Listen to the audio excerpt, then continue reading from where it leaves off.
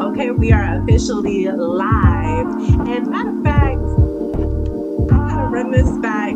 This is Ellie Rizoa's Serendipity. So let's just bring it back all the way from the beginning. Just so y'all can hear this drop. Let's go. Yes.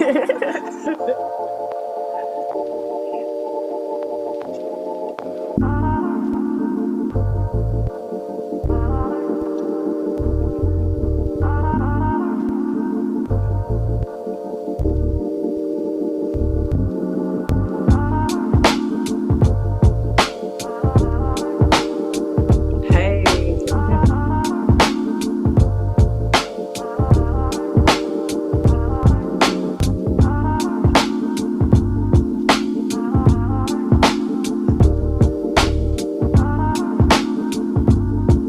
Hey.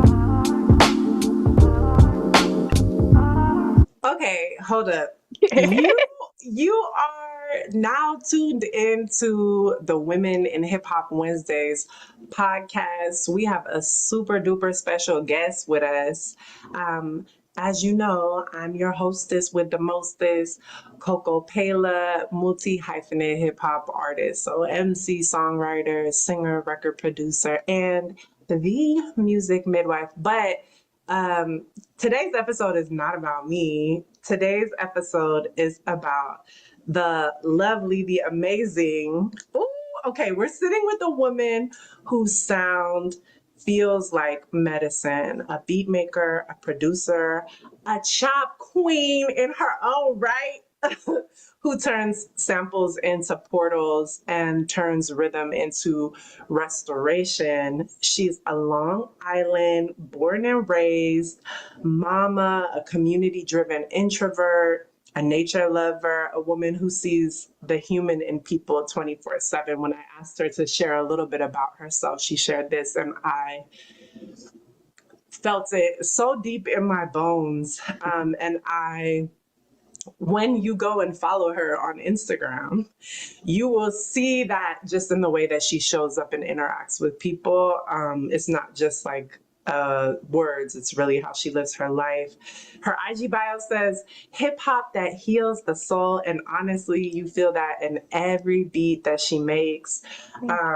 She's about to drop the chop therapy beat tape, and we're going to Yes. get into that and talk Yes. about that in a little bit. Yes. Yes. I can't wait for that sonic sanctuary for folks who need grounding, movement, reflection, need a beat. Okay. Family, please welcome the brilliant and deeply rooted Ellie Rizoa. Welcome. Hi, how are you? I'm good. How are you? I'm excited. I'm pumped. I'm ready. Happy. Yes. Like I said before we pressed record, thank you so much for joining us. Like, Thank I you. couldn't do this without you here. This Thank you. is, absolutely made possible by you making time. And I know it's a lot going on in the world. So thank you for, I appreciate you. yeah. Listen, we we have a lot of ground to cover today, okay? But I actually you shared that you started making beats during the pandemic hmm as a way of navigating life, to understand things, to cope, to stay grounded. But I want you to like take us there, because for a lot of us, like I was talking to a homegirl last night and she was like, girl, when the pandemic started 3 years ago, and then she was like, what the fuck am I talking about? That was 5 years ago. 5 years ago, almost then. Right? But Crazy. there's a way that it kind of like, those of us who lived through that have this very unique experience of the way that it like kind of warped or bent time. Yeah. And people chose to do different and had different opportunities to do different things with that time. But hmm I want you to take us there. Like, how did production become a lifeline for you? So, I'll take you like a few months before the pandemic like was Yes. like big. So it was like the end of 2019. So before the pandemic, and even a little after the pandemic, I would say. Before, like, Yeah. So I was a special education teaching assistant, okay, for 10 years, for a very long time, Oh, right? wow. Yeah, like my it wasn't it wasn't like my deep passion, but I knew it was something I was good at. And I just wanted to, like, you know how like you just wanted a safety net. Like, and that's what I always craved, is stability, stability, stability. So I was just, doing what I was told to do. Go to school, get good grades, go to college, get good grades, you know what I mean? And I was trying to Yeah. climb that. And um the financial um there was a financial like plateau where I was like, this is not becoming worth the money I'm spending on this education because there are no jobs. um, Mm, so that was like a huge, like a kind of alarm, like red flag. Like I was, I guess, like with me being so submersed in the special education field, like it started to become more of like a, okay, so they're really, really trying to rely on my heart and my empathy to keep the job going, not really the finances or anything. And it was really draining me. And I was like, this, yes. I don't like that. Like I caught on after a while, but it's heartbreaking. I can no. Um, so what ended up happening was um I ended up like trying to like I saved I saved some money. I ended up quitting, and the pandemic hit anyway, so I would have been kind of out of a job anyway. Mm, So it kind of worked out coincidentally how that worked out. But it was during that time where I was already into like instrumental music. I was already into like the lo-fi, chill hop, jazz hop like scene. Um, but like as a spectator or someone just like an avid listener, like that was when lo-fi was like booming.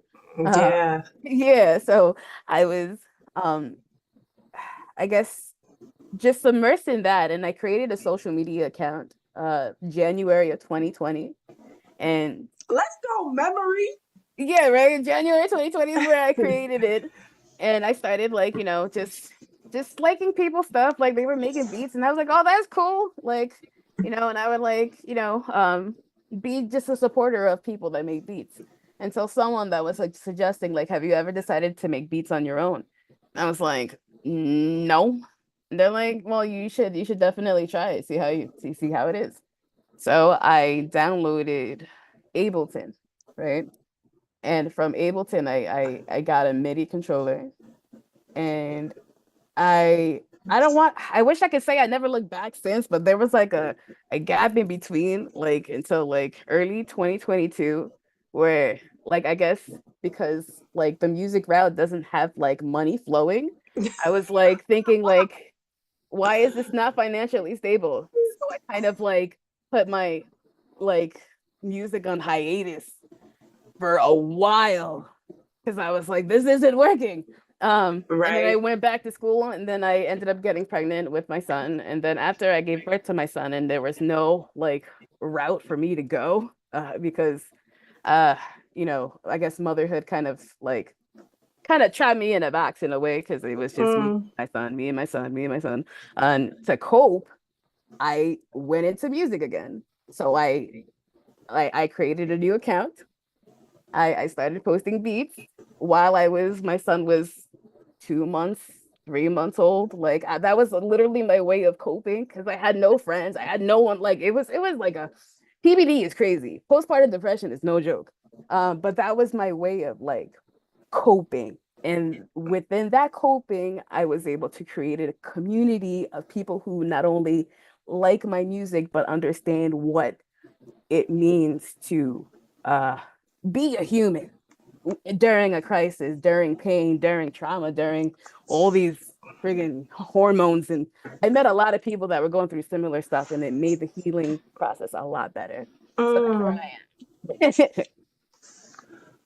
You said so many things that I'm like, am. okay, just be quiet. Just listen. Don't chase that. Don't just but okay, before we move forward, Mhm, let's let's talk about um postpartum depression mhm, because it's something that is just now, I feel like maybe during the pandemic, maybe a little bit before, but like it's just now starting to get talked about Mm-hmm. more openly. And women are, I think I was watching Angie Martinez IRL, the IRL podcast, that she was interviewing Kali Uchis, and Yeah. she was talking about it. And now it's more talked about, but before people would just be like, damn, that bitch is crazy. What happened to Mm-hmm. her? You know, like nobody was like acknowledging that there's actual like a chemical difference in our how our brains Absolutely. work, that our bodies change, that society like so just break down like what your experience, whatever you want to share with us about what your Yeah. experience was like. So postpartum, it was like so like my pregnancy in general was not really the most like normal. Like it was always high risk. I have epilepsy, right? So that kind of triggers the hormones, the lack of sleep was a problem, like all this other stuff kind of just meshed into it. Um, Hmm. and I had like a couple of seizures while I was pregnant with my son, and that kind of like raised my anxiety even higher than it should have been and all that.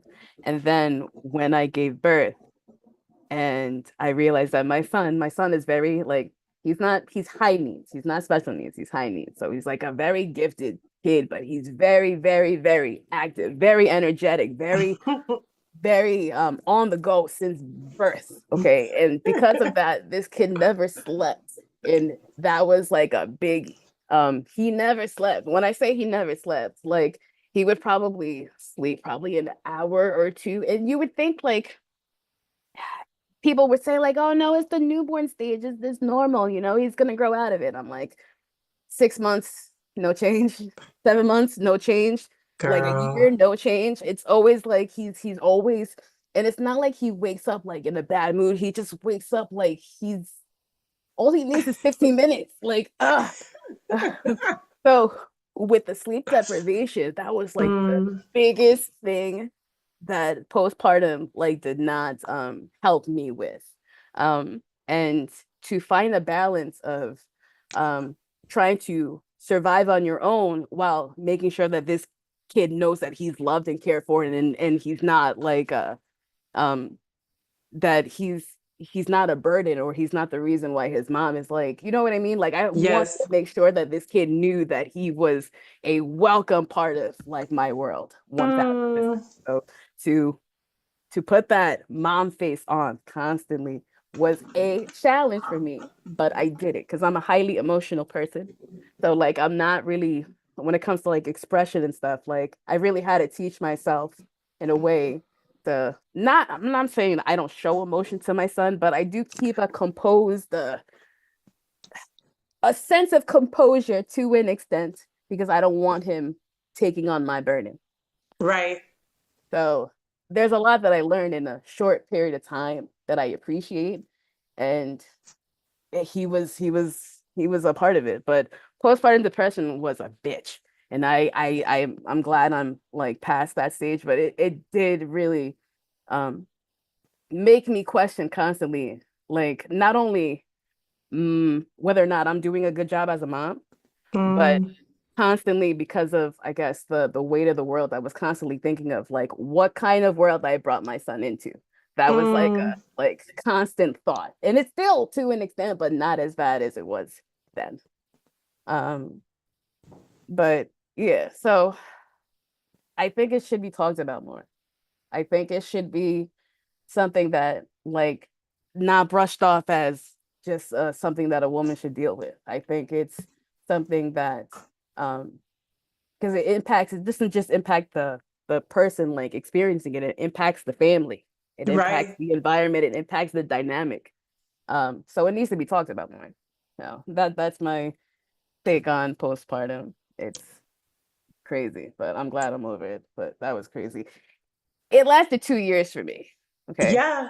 It lasted 2 years. It was kind of crazy. It was like right from the moment he was born till his second birthday, there was like a shift.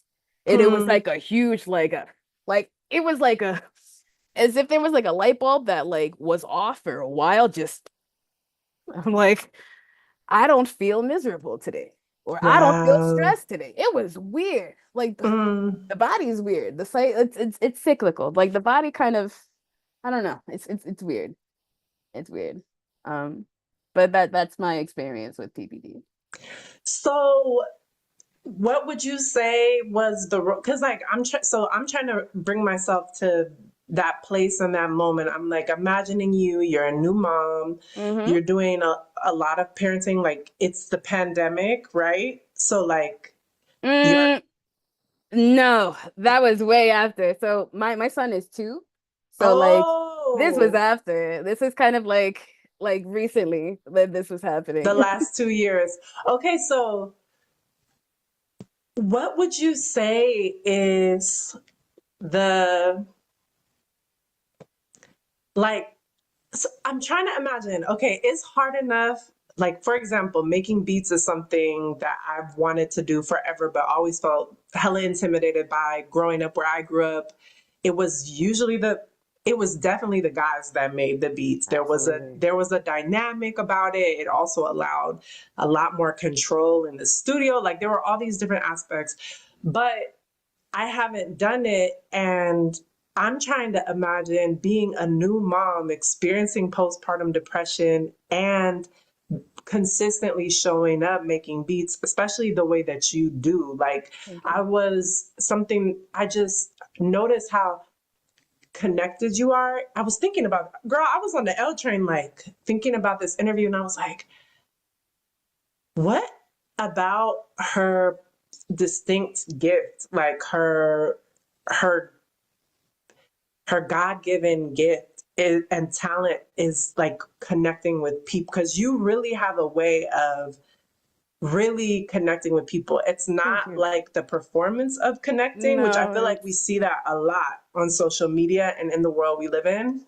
I don't know how to be inauthentic. I honestly don't. I always thought that I'm not trying to throw like terms so that I would constantly like check him like, am I on the spectrum? Why can't I pretend? Like why can't I don't Girl, yeah, I know, right? But like no, I I'm laughing because this is a conversation that I have often where I'm like, damn. But anyway, okay, back to you. Yes.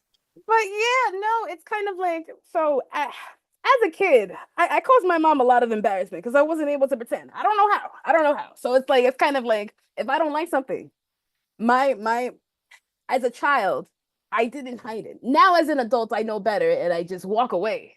Um, I don't engage. So like when it Right. comes to things like authenticity, it's literally how that's just me. Like I feel like especially living on Long Island, like I had to put a mask on 24/7. Okay. I was raised Mm, around people that didn't relate to me in a lot of ways. So I had to put a mask on because I've realized at a very young age that it's really not that safe to be vulnerable and be authentic all the time. Um, Especially when you don't fit like the dynamic that they're kind of envisioning that like allows them to say those things. I don't fit that. Um, mm. yeah. So Say more, because yeah. there's other girls and other folks from Long Island who are probably like feeling you right now, Yeah, listening. it's the So truth. Like I've always like don't get me wrong. Like Long Island has its things, but it's kind of obvious that if you don't fit a certain criteria, like what's if the you don't criteria? wait, like wait, if you're not white, okay, or if you don't have like a strong system behind you, because I've noticed that like the people who are um well respected that are my complexion, they have a very strong system behind them that is able to allow them to do that, or they have connections, or they have something. Um, Mm-hmm. so it was always very, very awkward for me to relate to people, especially in large groups, because this is the thing though, like with me, is people loved me in private. I feel like people love to engage with me and have one-on-one conversations like it's no problem. But in public, it's kind of like they have to kind of put on a suit. So like certain topics that I feel like I've related to them in that kind of sense, it's kind of like a no zone. So it's kind of I was kind of like the hidden friend, like in a way. Very annoying. Mm, So I've learned to see myself as better than that. Like I'm not someone that mm-hmm. has to be hidden.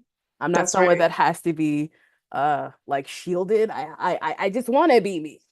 It's not like it's like I'm not hurting anyone, I'm not harming anyone. I just want to be me the same way, like Rebecca can do it. I want to do it too. Like, that's kind of what I want. And I'm kind of showing that in certain ways that I wasn't able to. So it's not really abrasive. It's not really like it's subtle. It's subtle. Like it's kind of like I'm still staying in my lane, but I'm letting everyone know it's my lane. Like no one can Yes. kind of dip into it. No, no, it's mine. Like Yes. so that's how I kind of see it. Like Long Island, I've never felt like I belonged here ever. Hmm. Never.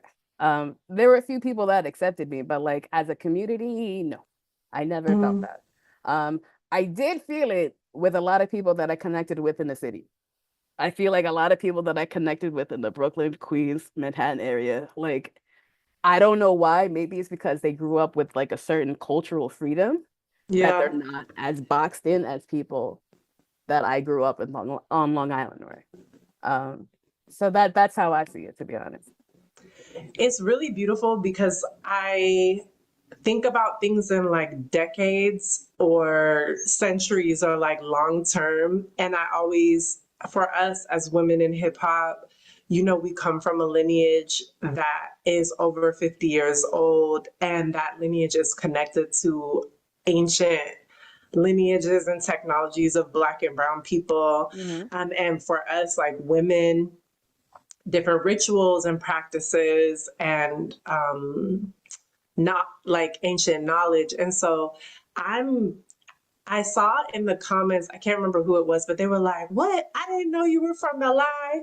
And I was just thinking about like how validating this interview and like you saying yes to your Thank you. creativity and your destiny and your gifts, creating this community online and just like in the world is going to be for other folks from Long Island. Like, how um like my partner is from the Midwest, so I'm from the West Coast, so I'm always trying to be like, let me do more research about the Midwest. And like one thing I noticed, there are MCs from the Midwest, there are producers, particularly there's some like insane producers.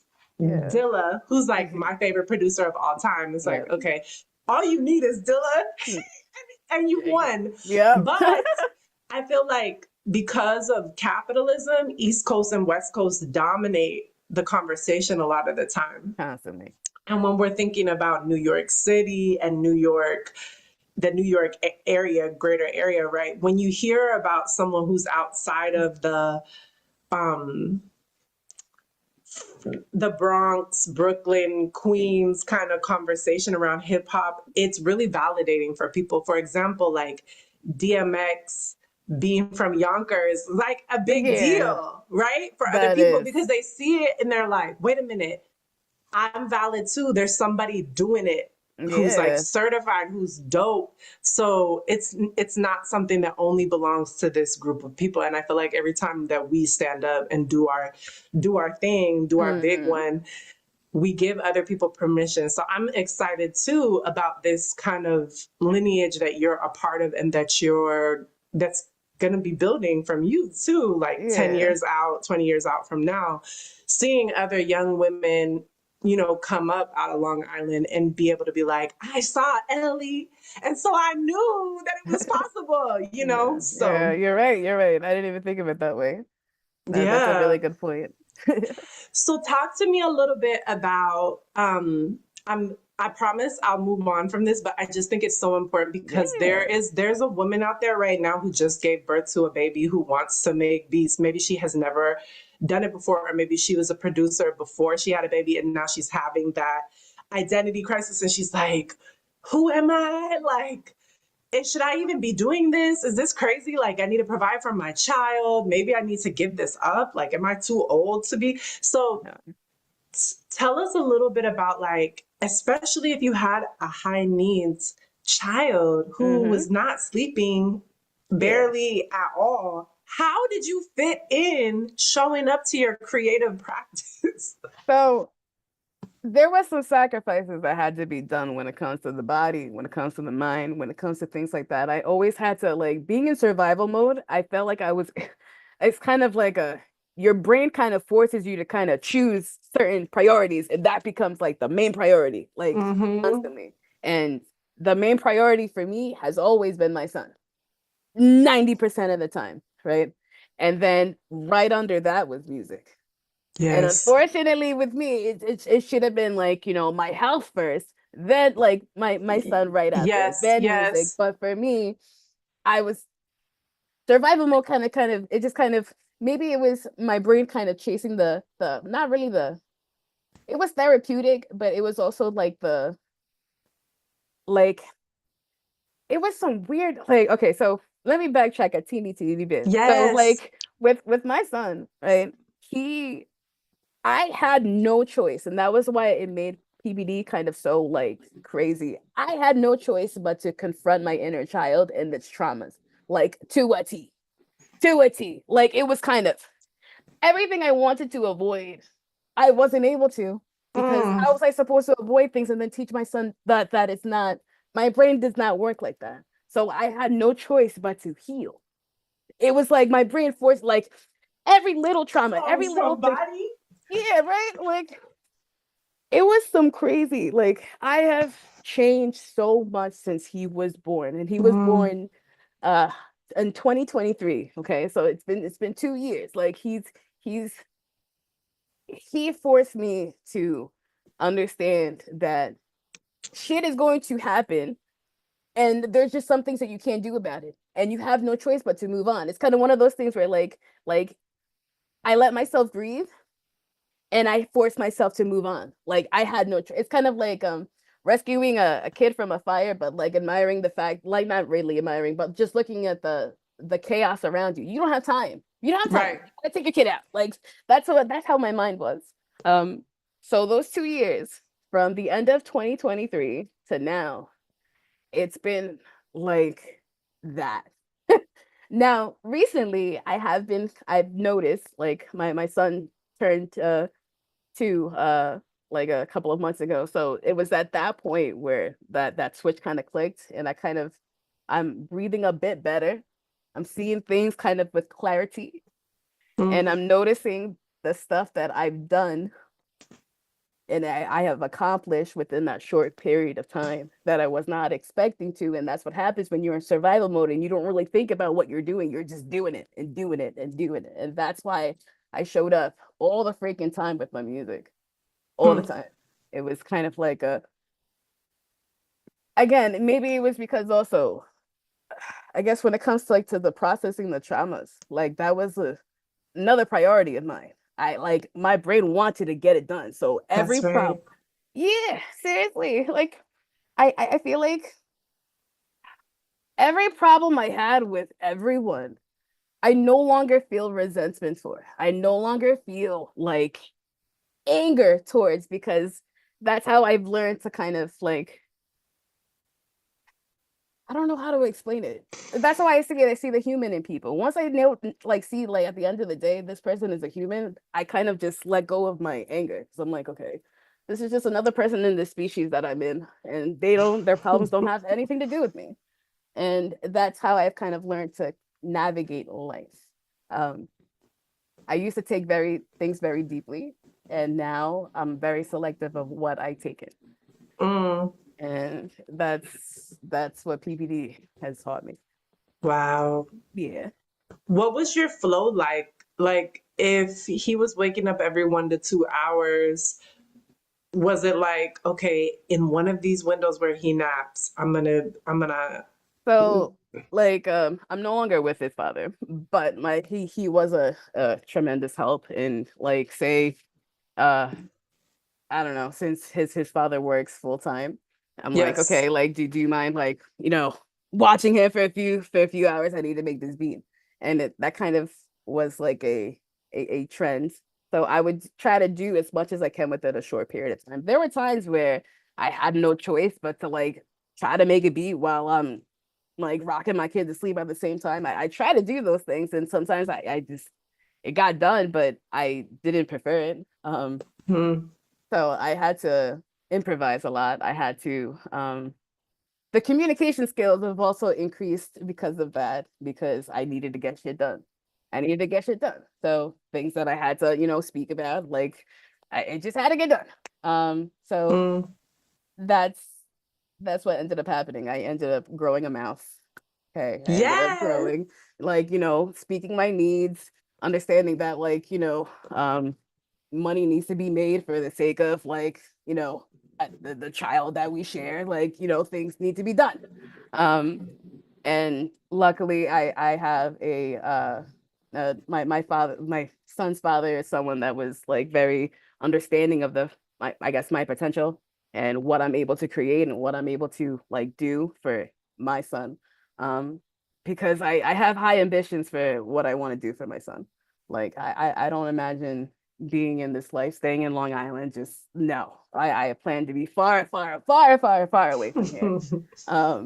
So that has really helped. So was there a lot of sacrifices? Yeah. Did I have a lot of lack of sleep? Yes. Was there a lot Mm. of meltdowns? Yes. But did I accomplish a lot? Yeah. Like it wasn't a linear thing. There was like pockets, always pockets. And I would have to fill those pockets with like making use of my time. Time management. If you, time management, like that's a must when you have a kid, period. But my with my son being high needs, like my time management has like no one can beat me in time management.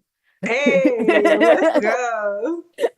Which is Yeah. saying a lot since you were already like 10 years deep in the classroom as a special needs teaching assistant, because time management in the school system is like, It's crazy. yeah, Yeah, so, you're right. oh Lord. Well, okay, so yeah, I mean, something again, I'm gonna reference this several times, but like I was looking at your page the other day and I was, because I like to, leading up to an interview, I like to really just like observe and I don't know, just like Yeah. not just read the bio and be like, okay, check off this question, but like really kind of land in my mind with this person and observe like their gifts and the way that they show up in the world. And one of the things that I thought was so dope, and I know that other producers do this, but I noticed that, primarily like it's not a lot of like selfies or like I I'm out know. with the girls or like this is my new car or whatever, which everybody has their own style and aesthetic. No Yeah. shade, but it is you making beats. Yep. It's like, That's it. but and it's so like your consistency is really stunning and flooring. And um I it made me kind of be like, you know what? Maybe in 2026, like that's what I should do. Like I should just show them me making my music, like so they know, because it's like, I don't know. Anyway, but um, That would be dope. are you like but I just want to let you know that that's so inspiring. And it's like sometimes we show up, right, in this really Yeah. strong way and we don't even realize what a light we are to other people. Like the way that we're showing up is a North Star or it's a sign to someone else. It's like, wait, wait, wait. Oh, okay. Yeah. Like Yeah. that's like the ingredient I needed, or that's like the way to show up. But I think one thing it's a pet peeve of mine. I don't know, maybe it's not bad, but Yeah. one thing that kind of gets to me a little bit about the social media era is that it allows people to kind of like lurk and passively absorb without really connecting and Yep. saying, hey, I see you, or like, Mm-hmm. hey, the way you did this completely opened up new doors and inspired me to do that. And like, I don't know why I'm kind of obsessed with that, but it's like part of why I created the Women in Hip Hop Wednesdays podcast, is because I feel like we be out Cause here cutting with the machete, cutting down a whole new fucking path. And then yep. people see, we go through, we cut the path, and then people be like, well, I came up with this idea to take this path. It's like, who fucking created this path?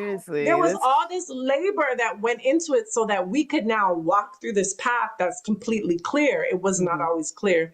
So back to you and you showing up consistently, what's your flow like? And then there's like a million other questions I want to ask you, but Yeah. what are you like, do you have an internal commitment to yourself, like I'm gonna make one beat a day and I'm gonna record myself doing it and post it? Or is it like I have so many damn recordings of me making beats, you know? So this is what I do, right? Like, um, I know that there's a probably an easier method, but I just got used to this method. So every reel that I post, I have created that beat that same day. That same day. So like I have like about a 30-minute window kind of time. So that beat is done. I post it. Yeah. Like that's my like my routine is I have a small window and I've like I don't have time to overthink like I used to. I'm a huge overthinker. Huge, huge. When it comes to over analytics, I'm like horrible.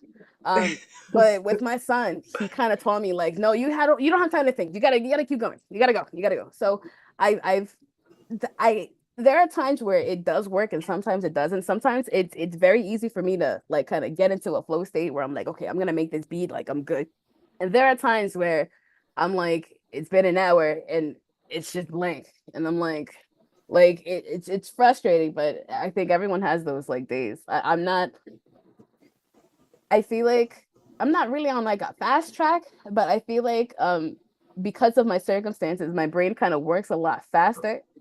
So I feel like it produces more, but the con is I'm not able to kind of delve as deeply as I want to because everything is time constricted.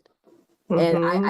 I like to sit with my music and just absorb it before I don't have time for that. Like I have my son like banging on the door, like mommy, like all right, like Yeah. uh, okay, you don't have time to absorb shit. Um, so I've learned what I can do, and it's been working. I think consistency has made the process a lot easier.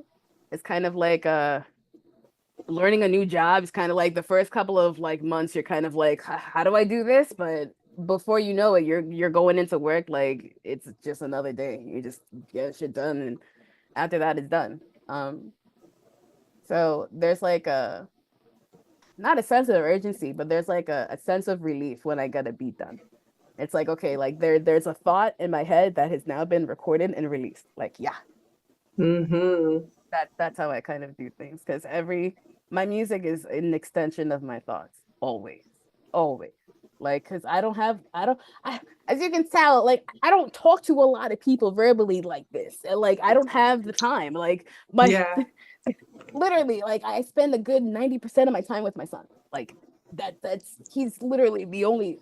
So, when it comes to like being able to express, music has been my solution. It's like, okay, I don't have to like trauma dump anything to this little boy. I can do it through music. I'm Wow. good. Yeah, like That's a word. yeah, right. I'm sorry. Can we just, every episode, there's like one moment where I'm like, pause. I feel like that is so profound for so many reasons, especially because we all, in some way or another, most of us have had our parents trauma dump on us. Absolutely. A lot of us were like the Absolutely. primary listener for our parents, especially anyway. So I Facts. love, because one of the things that I'm noticing a theme in this interview is that there's a lot of moments where you're making decisions where you're like, I don't want to do that. I want this. And so I'm going to make this decision. For example, okay, I don't want to trauma dump on my child. I do want to heal from my trauma. I do want to address it. I do want to transform it or transmute it. So I'm going to do this. And then you follow through with taking the action. And I can't imagine what that, the type of mental growth, like cerebral growth, that's doing for you in your neural pathways to be creating. Because, every time we think a thought or we do an action, it either follows a neural pathway that was already created. Oftentimes, those are like trauma, like experiences or Yeah. pattern behaviors, habits, or we create a new one. And the more we do the new behavior, right, the easier it becomes, the deeper that groove is. So Yeah. it's like the level of self empowerment through decision and through choosing your creativity versus your trauma and choosing to show up is like Thank you. flooring. Yeah, Thank you. girl. Thank you. I appreciate that. I think that like I don't know, like the whole process, I don't know how to explain it.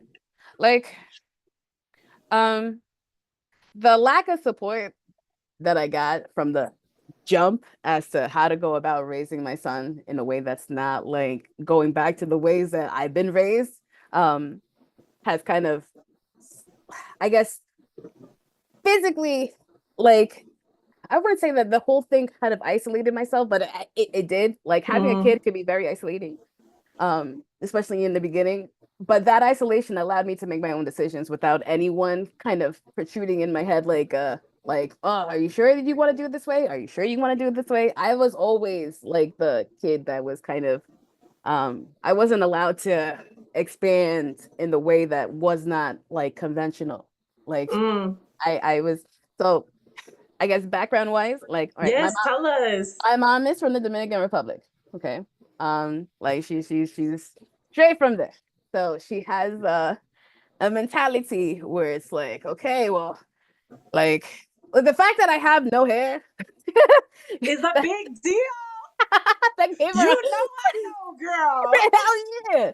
So that like just you can understand the dynamic that me and her had. Like it wasn't always calm. There was a lot of turbulence because there was a lot of things having to do with image and like portraying to be the good one, the quiet one, the one that always like Femininity. yeah, like and that kind of that was it caused a lot of internal conflict. So when I finally was able to kind of move away from that and having complete isolation, like that was involuntary, but that complete isolation and not hearing like certain familiar voices as often, um, Yeah. it just kind of forced me to open a new book. Not even the like the same chapter, like different, no, a whole new book when it comes to healing and how to raise a child and how to Yeah. treat a child and how your problems are not theirs and just there was a lot of growth and there was a lot of understanding of where my mom came from too. Like, when it comes to obviously like my dad, he's also the same in a way. Like they did very, very, very, very well for what they had and what they knew. Yes. And I'm grateful for that. I held a lot of resentment back then, but I do have a lot of appreciation for my parents now because they did a lot. They did a lot. Did a lot. That being said, because I have new tools, I have a new outlook, I have a new like education on the brain and how the brain works and children and it's a whole different thing for me. Like, yes, do I carry certain things from them? Yeah, yeah, absolutely. I think tradition is very important. I think culture is very important. But when it comes to um the parent-child relationship. That's I'm always like, uh, like it's very particular. Where do you want to share anything about your father's background, where he came from? Yeah, so my dad, he's Puerto Rican. He's from the Bronx, South Bronx. Um, he's he's cool. Like there's not really much to say about him other than the fact that like when it comes to things like music, I will say that he's both my parents are heavy influencers when it comes to my music, but with him, he got me into what was I feel like in the early 90s. What do you call that genre? Spring Love by Stevie. What is that genre? Spring Love. Like What is that genre? I He don't was know. obsessed with it, and I loved it. The synths that came with it, and like was it Tektronic and that whole vibe. I loved it. I loved it. And I think it was because of that that I got into like I guess beat structure because Mm-hmm. they came with some nice. I love the night. I miss the 90s so much. Girl, you I and me miss it. both. Like it was so colorful, not just like aesthetically, but like musically. Like Mm-hmm. it was amazing. Amazing time. I'm like looking it up. I'm like, well, what genre is this? hmm So the way that they're classifying it online is R&B, soul, dance, electronic. Okay. All right. So it was that genre that that triggered. Stevie B, you talking Yeah. about? Stevie Okay. B. Yeah. Yes, yes, yes. That particular song is what triggered my synesthesia. Um I see so whenever I remember I was like 3 or 4 when that song came out. I would see like chrome constantly, like the color of chrome or the color of metal. It was very, very prominent. If you listen to Hadaway, like What is Love, I think of the word the color purple. Now that was very, very vivid when I was younger. Very, very vivid. And then once I started to read and learn how to read, that kind of went away because Hmm. then I started seeing lyrics and not really the color, if that makes sense. So um it comes and goes from time to time, but if my dad didn't play that song at that moment, I don't know what my brain would have done. Like I feel like that was a very core memory where I was like, why do I see this? Like why do I feel this? It's weird. I wanna, okay, so just for 1 second, I wanna play a little bit of Spring Love by Stevie B. And just so that folks can hear and experience like a song that is such a big influence for you. Hopefully, hmm sometimes they give me commercials, which I really am not a fan of, but let's see what we could get cracking. Um,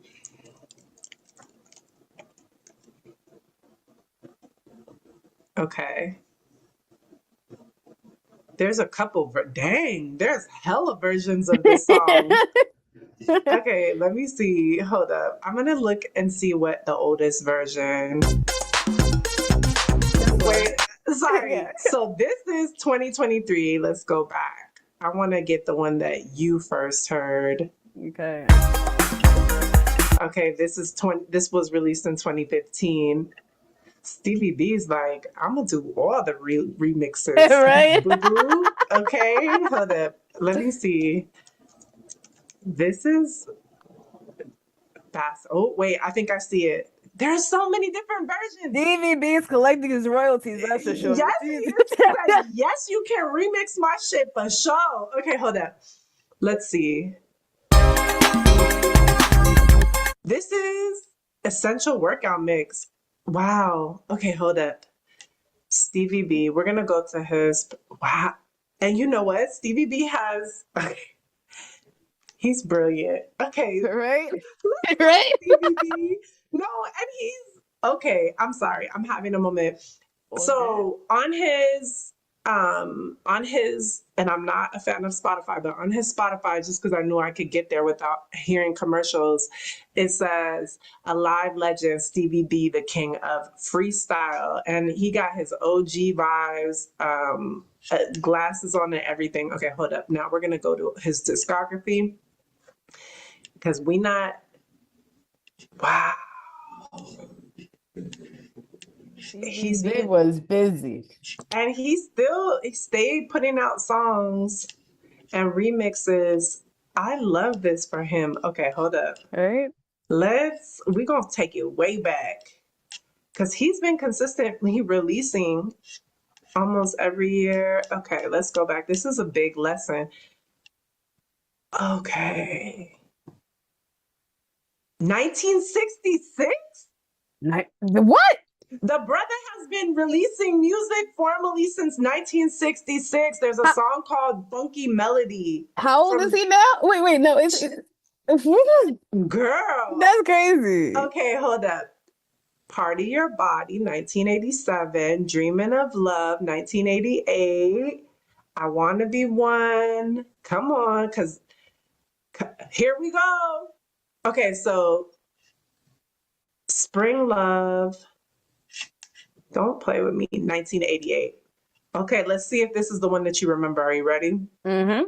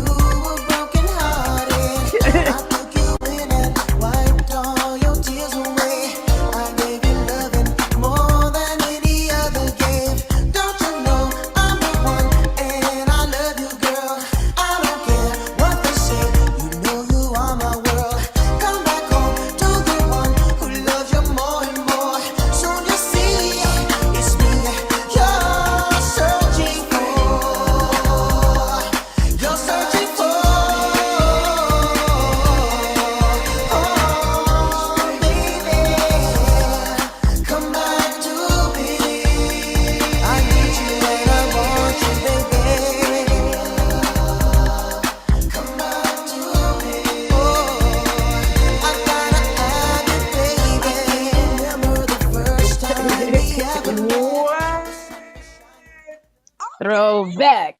Throwback. Oh my God. Okay, so as you listen to that, tell us like what's the like full circle picture for you now as an artist, as a Oh producer? man. Now that just triggers full on nostalgia. Like that just like okay, so back then, all right. So I'm gonna correct you for a split second. I wasn't born on Long Island. I was born in Manhattan, and I was like from the ages of 0 to 5. I Okay, that's lived in the important. Bronx. I lived in the Bronx, but technically, I could say that I was raised here. So, like, I was raised on Long Island. What part of the Bronx? Morrissiana. Okay. Yeah. So that's where we were for a while. And that was a very colorful area, like visually colorful. Like when I think of early 90s, like the colors, man, the colors, it just broadened the spectrum of music for me, I think. Like Mm. I think like I don't know, like there's definitely a psychology to it, but I've always thought like vivid colors definitely hold like a bigger memory in a child's brain than something that's Yes. like dull. So like that's why like everything around us is like so like beige and boring, but everything on the phone is so like Yeah. so overstimulating. But back then it was kind of like everything outside was overstimulating. But like, like think of McDonald's, like, and how they had like the slides and stuff. They don't have that anymore. But Yep. but that just it just brought me back to just in the living room of that apartment, just Mm. in front of a huge speaker with a broken subwoofer. So like the bass was like but I was digging it. It was great. It was a great time, and that's what it brings me back to now. Yes. Yeah. Oh my God. Okay, so can you tell us what the moment was when you said to yourself, like, this isn't just a hobby, or was it from the beginning you always were like, I always held a vision and knew, that this was a calling. Like, what was that like for I you? was unsure for a very long time. Very long time. I think it was when I started doing live sets this year. This year was the first year I started doing live sets, period. What? Yeah, like I think yeah, the one that you and I met at, that was my second live set ever. Like What? yeah, like this is new to me. I don't go out. Like I don't meet people like you. Like so that's when I realized that I was like, yeah, I belong here. It's when I Mm. started meeting people like you in person. And that's what Hmm. kind of made like the virtual world into reality and say like, okay, like the fact that I'm like performing in front of people and they could actually like see my face and they could, like that's what solidified it for me is Mm. because I normally don't do that. Like I'm always the one that's like, if it's not something that I'm passionate about, I don't talk. Like it's so when it comes to music, like the fact that I was able to kind of communicate like that in person, that's when I was like, okay, like maybe this is something that I should be doing like forever. Child, and that's so wild to me because before your first live set, like you said, you built a community online. It's not just a platform for you to be like, hey, look at me. This Mm-mm. is what I'm up to, or hey, buy my shit.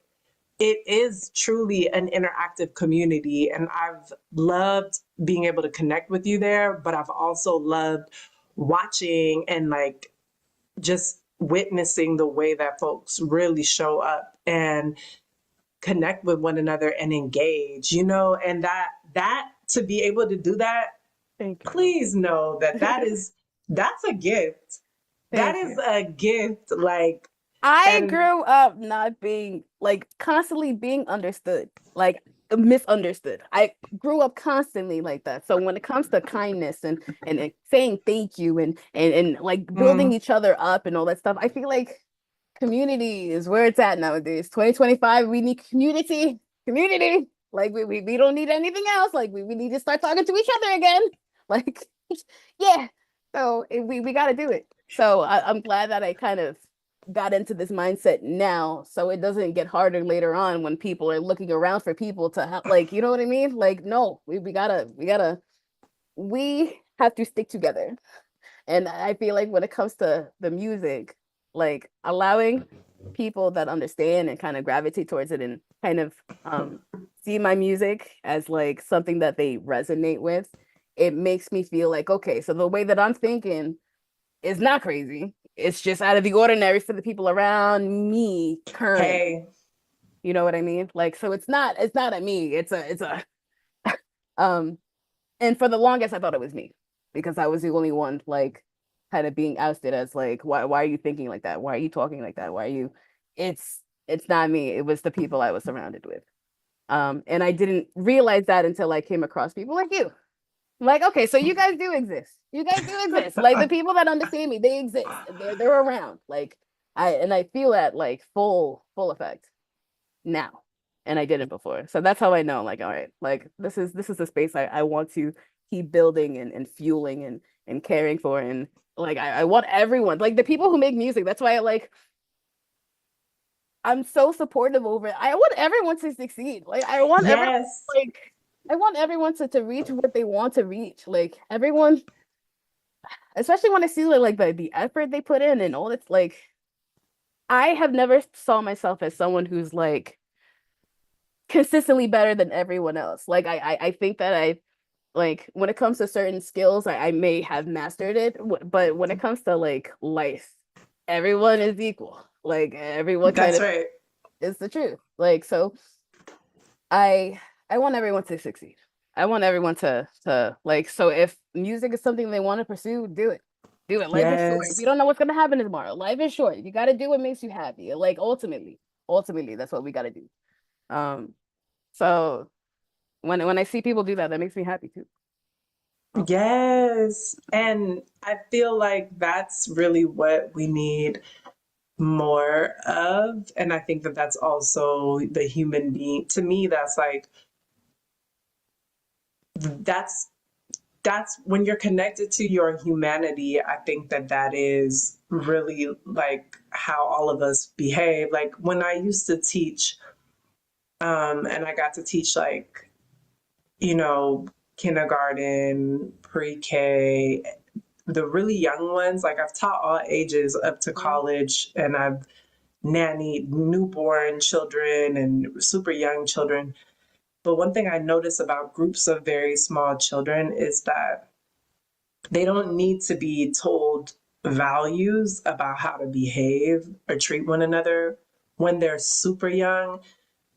and they're still more connected to their humanity, and they haven't been brainwashed, or they maybe they've experienced trauma, but they still have so much of their humanity and their The innocence intelligence, hasn't been tainted. Yep, I feel right? you. Like I remember one memory of, it was like kindergarten or first grade, and I was teaching hip hop and mindfulness, because like I'm always like, whatever I was doing, I was like, it's hip hop and this thing. But I was teaching hip hop and mindfulness at a school in Richmond, California, and I can't remember, kindergarten or first grade, but we had a small group, and maybe there were like 10 young people. And one in the circle with the talking piece, right? Yeah. In our check-in, one of the young people shared that one of their family members had been murdered, that they lost their family member, right? Without any direction from me, the young person started crying. Yeah. All the children leaned in, hugged, got up out of the circle, and like just surrounded the young person.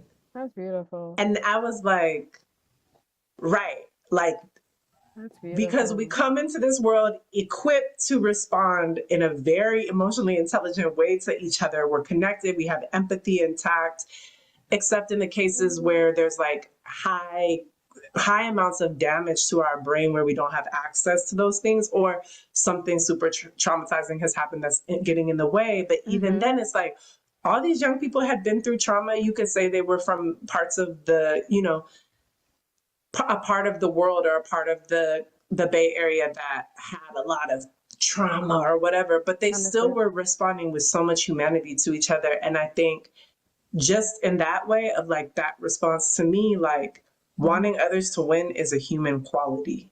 Yeah. And anytime that someone sees someone else winning, or sees someone else wanting to win, or sees someone else trying to win, and their reaction is not, "Oh, I want you to win too. Is there anything that I can do to help you win?" Yeah. Anytime that there's a response other than that, to me, that is a sign of trauma. Yeah, that's conditional. Yeah, you're right.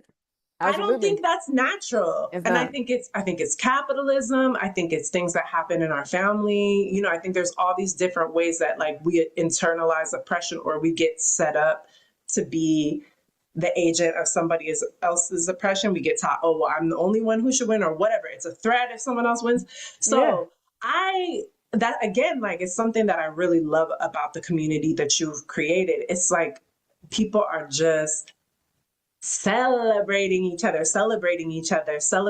and engaged, and rooting for one another. And you can only really attract that if you have a combination of, that's your own values that you have, and like you said, you've chosen to like not be around certain type of energy, and be like, okay, if you want to fuck with me, this is how it goes, Yeah. Absolutely. Absolutely. Like I think we gotta kind of start thinking more. Like I'm not trying to be like, like political or anyway, but I think we need to start thinking more like, humanistically. Like come on now. Like we are all the same. Like we all have the same like most people are capable of feeling the same things that we do. They go through the same shit that we do. They feel the same pains that we do. When it comes to like, and I think I posted this like a while ago, but it was something that was kind of instilled in my head that I didn't realize. Like fear is a common emotion that is instilled in birth. It's a survival trait. Like we are born to fear, and that's something that's easily tapped into. That's why we react in certain ways when it comes to emotion and things. The root emotion, 9 times out of 10, they're afraid of something. There's something Mhm. that's, yeah. So when you kind of see it that way, for me, when someone who's angry like that and you see like, oh, they're afraid of something, it kind of, not that I would do it, but it makes me want to hug them. Like it makes me want to hug them. And I tell them that like, I feel you. Like I think we're all trying to figure shit out too. Like Mm. that's how I've kind of I see things. Um so I get what you mean by that for sure. Well, like I said, it's really lovely to see the way that you're living out your values in the Yeah. world. Yeah. On your Instagram, speaking of your Instagram, Mhm. it says hip hop that heals the soul. That's a very powerful statement. What does healing look like in your music? What do you hope that people feel when they press play on your beats? I hope they feel understood. That's honestly the main thing is understanding, like validated. Like there's so many problems that I had that it would have been easy. Like I'm not saying it would have been solved, but like if someone were to validate that, it would have made the process so much easier. And I Mm, want to kind of give that too. Like when it comes to shit that I've been through, like I know people go through it too. So the people who feel my music, it's kind of like there was joy put into it, there was pain put into it, there was fear put into it, there was a whole bunch of emotions put into these projects. And I hope their their reaction is like, damn, this girl feels what I do. Yeah, I do. 10 times, 9 times out of 10, I do.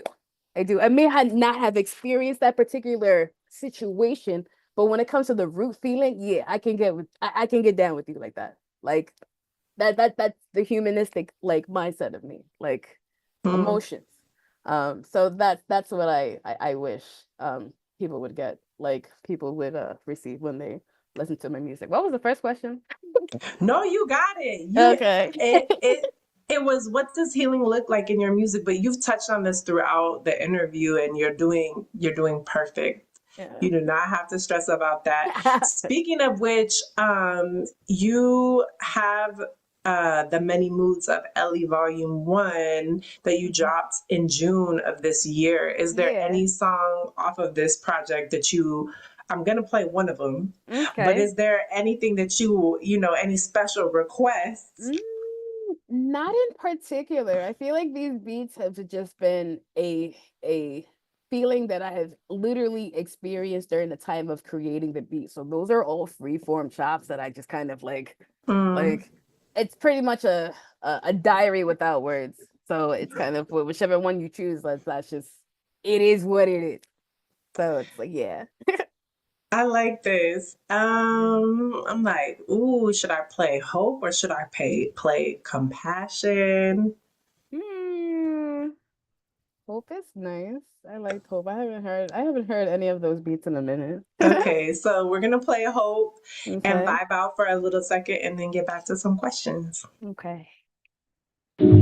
Clouds in the sky, clouds in the sky, clouds in the sky.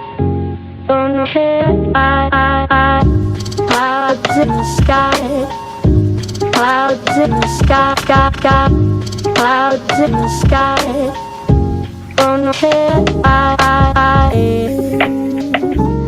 all day, all day.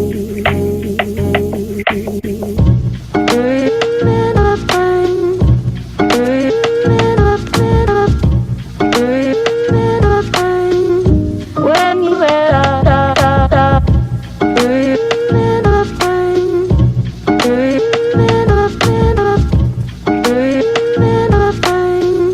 when you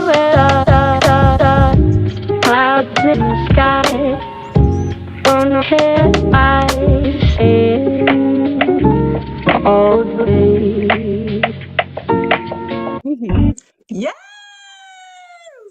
What do you think of? What do you feel when you hear your pieces? I feel happy. I feel happy that they're out and released and they're not in my head. Like I'm just happy that like it's it's out there. Like whenever I release a song or a piece of music out into the world, it just kind of solidifies my position as a music producer, which Mm, I am.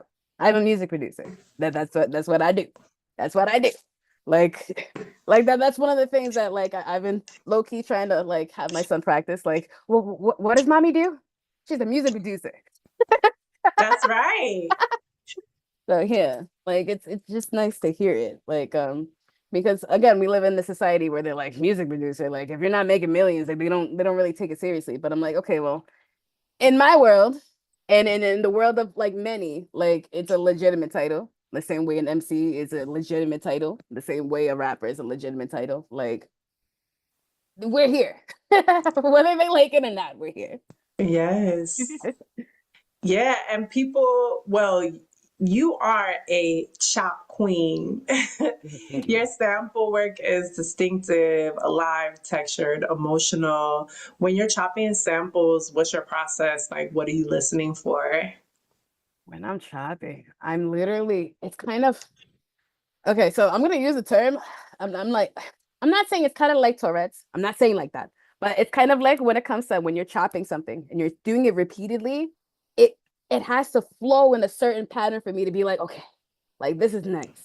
This is nice. Yes. So it's kind of like when I'm listening to like a song and I'm separating it into like slicing it into chops, like there's just certain ones that kind of flow together, and there's things that kind of like are repetitive that are like soothing to my brain Mhm. that just kind of flow towards the end. Like it's hard to explain, but it's it's more for me than it is for the listener, like the other listeners. It's for me. It's for me. Like that's what I'm doing it for. Like it has to feel right, especially when I'm playing it as it is. Like it's a it's like when I'm pressing the same like pads in like a sequence, it's kind of like as if I'm like I'm gonna sound I feel like a hippie sometimes. It's like recorrecting like what occurred in my like say if there was a scenario that really pissed me off and I wish they went about it a certain way, the 404 does it for me. It's hard to explain, right? No, I love this. Yeah. Like talk your shit. Because the thing is Yeah. that people, I'm telling you, like, people, I've had this conversation. This is when I stopped. I really had to leave like certain spaces that had like a maybe like a white Western dominant way of looking at things. I can't remember the last time I had to have this conversation where people were like, this went back when I was doing movement work, and trying to use hip hop and all of its like just all of the technology and wisdom of hip hop, not just like music, but the culture to help the climate justice movement and just like, look, this is a really innovative technology. You should use it. It will help move forward y'all's goals and initiatives and stuff. And the conversations that I had so often when I was developing initiatives and kind of frameworks around hip hop and climate justice, people would be like, okay, but like, what is hip hop really going to do though to help us like reach our goals, or like how is it going to change policy? Or and I was just like, so Mm. many times I'm what do you mean how? It's hip hop is one of the most powerful tools for liberation and community building like on the planet. That's why it's a global phenomenon, and you don't need to speak English, you don't need to be from the hood, from the suburbs, from you don't need to have any type of tool or technology to plug Absolutely. in. Like, what do you mean, right? And that was, I think that was pretty much when I kind of was like, all right, I'm gonna exit stage left because I don't want to have these conversations anymore, you know. But I'm saying that to say what you're talking about, the 404 being a way to kind of like talk to us a little bit more about that, because I think people don't understand it's not just a cute or creative way to wax poetic when artists say hip hop is medicine, hip hop saved my life, hip hop is like, talk a Yeah. little bit more about that. All right, before I do, I'm just gonna let you know that you may hear some interruptions since That's I have fine. to watch this little boy now. So like That's he might be fine. running in trying to interrupt the podcast. That's But fine. um so when it comes to like my chops, like being therapy, like how to put this? Like hip hop, I don't know why I gravitate towards hip hop, to be completely honest. I really, really don't. I think it's more so a um the freedom that hip hop has within its music, where you can do so much stuff within the spaces of hip hop. I'm not like I'm talking about like melody and composition and texture, and there's so many things you can do with it because it's very depending on like the BPM, it's very spacious. Like there's not a lot of stuff you need in it, and that's what allows more room, which is more freedom, which is more breathing. That's probably why I like about the chopping and hip hop in general. It feels like I can breathe. I can breathe. Like it's so weird. It's a weird feeling. Like I just feel more liberated. It's liberating. Like just the act of making music alone, doing something that like transforming, like seeing yourself transform like a form of energy and like transmute it to like is one thing creating it, but being able to send it so other person can grab it and kind of like it's a really cool phenomenon. Like I've always found that fascinating to me. So that's what the 404 does that. Like when you think of energy, when you think of like the things that we're absorbing on a regular basis, right? Like sometimes when we don't realize it, we're absorbing energies all the freaking time, whether it's unwanted or not, right?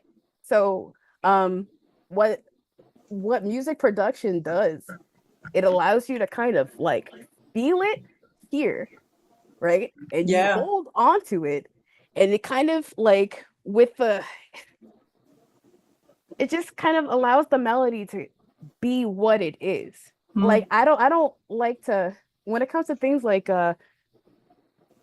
events and emotions, and like it kind of is what it is, and that's what I like about how my music, it is what it is. Like sometimes Yes. it's gritty, yeah, it is. Life is gritty sometimes it's a little too quiet, yeah, because that's what it is. Sometimes it's a little too chaotic, yeah, that's life. Like my music depicts life to a T, my life at least, and my life is turbulent, so it's up and down. That's where you hear my music, and I know that's relatable. I know, like when I was in survival mode, I was like, yo, I'm not the only one that's feeling this right now. And I know I'm not. I know I'm not, but I'm not gonna verbally communicate it. Like I can't, I don't have like the tools to do that. So now it's now I have a different way of doing it, and that's through my music. And it's been working. I feel like this is a more better way of um not only like venting, but expressing and connecting. It's with music. Oh, yeah. Yes.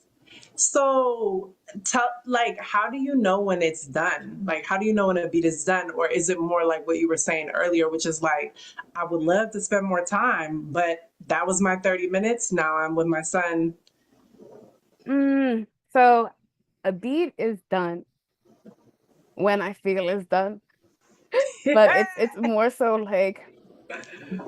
like lately things have been kind of different by the way I kind of like understand what is done, because I've been working with like people who want my beats, and sometimes they want it custom made, and that kind of gives me a different view of like, okay, like when is a song actually finished.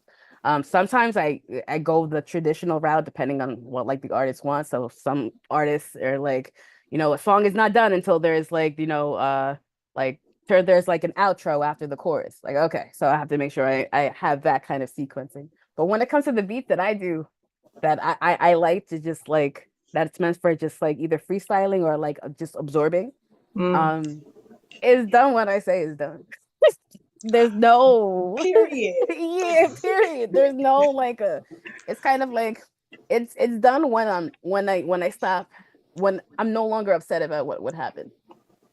Like Mm, that's when I'm done. Like it's whenever I'm whenever I notice that like I feel good, I'm like, okay, this is good. I'm good. I'm done. yes. Yeah. Oh my So it's a gut goodness. feeling. It's a gut. Yes. Yeah. So let's talk about the Chop Therapy beat tape. Yes.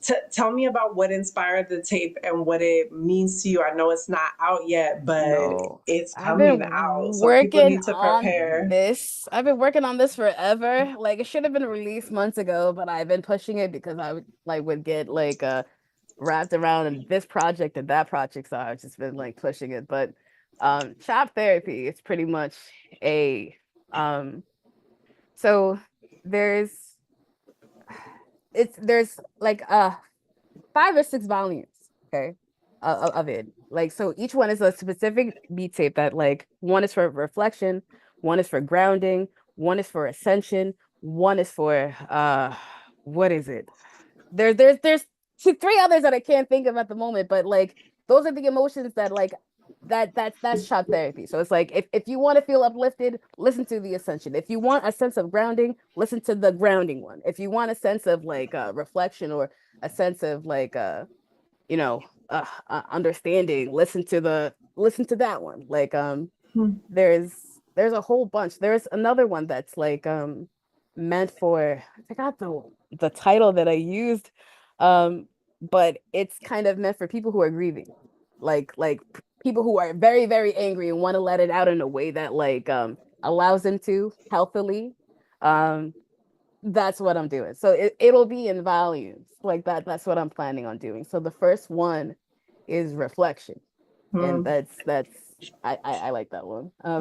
So it'll be a 6 volume thing that I'm planning on doing. Um, and hopefully like things playing out the way that I want it, so it kind of lines up the way that I want it. But It yeah, will. It yeah. will, absolutely. Um, that's amazing. Thank you. Yeah, and I'm so excited about, so what if people, and we'll come back to this at the very end, Mhm. but if people want to listen to it, download it, purchase it once it comes out, do they go to your Bandcamp? Like, where Yeah, should they no, be keeping their eyes peeled? Bandcamp. Okay, Bandcamp, always. Like that dope. that's my main hub for like my music, like my solo music, I guess you could say. Yes, Collabs will be everywhere. But when it comes to my music, it's Bandcamp for right I now. know that's right. Yeah. So you describe yourself as a community driven introvert. I love that. And I also feel like we talked a lot about the community that you've built, but how does community nourish your work, even though you create from a quieter internal place? Community reminds me that there's more to me than being a mom, one, Mm. because I'm with my son 90% of the time. So that's like a huge biggie. It's like, okay, like that reminds me that I have more of my identity than just being a mom, which I am very, very proud about, but that's not the only thing I do. Um, that's one like distinction that I kind of corrected when it comes to my parents. Like my mom, she doesn't really, my mom is she's a mom. Like she's awesome. But when it comes to things that she wishes she could like kind of delve into, that was never like she was never able to. Um, so I honestly forgot what the question was because I got No, distracted. no, you hit it. You hit the nail on the head. How I asked you how community nourishes your work, Oh even though you yeah, create from a yeah, quieter internal place. yeah. So You it fuels me. Yeah. you answered it like you're doing great. Okay. Thank you. I quick. Well, I don't know if it's quick, but how does being an introvert shape your sound? Um, Hmm. It allows, let's see, how does an introvert shape my sound? I guess it allows me to kind of put myself in the center of my music in a sense of like I'm not doing it to impress anyone. Like I'm mm, not like no one the no one is in my mind when I'm making my music. The only thing like it's a process that has nothing to do with. It's almost like an intimate like thing for me. Like it's something that it's like a staple for me. Like it grounds me into what I'm doing and what I'm pursuing and what I'm transpiring my life to be. So I think it kind of heads that direction. Um, yes. yeah. Yes. And tell us, what do nature and color teach you about rhythm and creativity? Ooh, nature and colors. How do they? Hmm. Well, for one thing, there's okay, so with me like okay so with nature one of the things I like I'm obsessed with are flowers and plants and trees like I take photos of them like whenever I see like a flower that's like extravagant I like gush over like a fangirl And I use like the high resolution part of my phone like camera to like take a really nice professional looking picture of it. Oh Like my God, I me have too. I have like I have a whole album of just flowers. Like ugh. But there's just so many colors within nature that we often overlook because we're so like absorbed in technology that we don't see the beauty in nature. And it's part of life.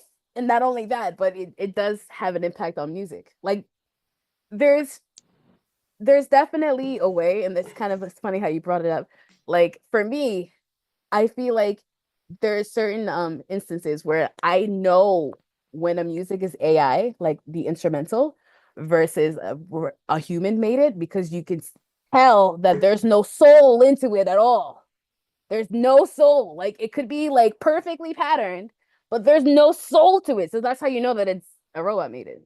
Like that's so even if we don't notice it, like you not even if we I think we all have the power to notice it. We just have to really pay attention Mm-hmm. because we're all human. Like I think there's just certain things that us instinctively know when we're like eye level with something or like ear level with something. Like you know when something is human and not. Like there's an uncanniness to certain things, and music is Mm-hmm. not an exception. Like yeah, so I think music, nature, and colors, it brings life into music because that's what we're about. Like we all live in one planet. Like Absolutely. Absolutely. And I'm just like, see, because that's why Jay Dillon's the greatest of all time, because he really did quantize his shit.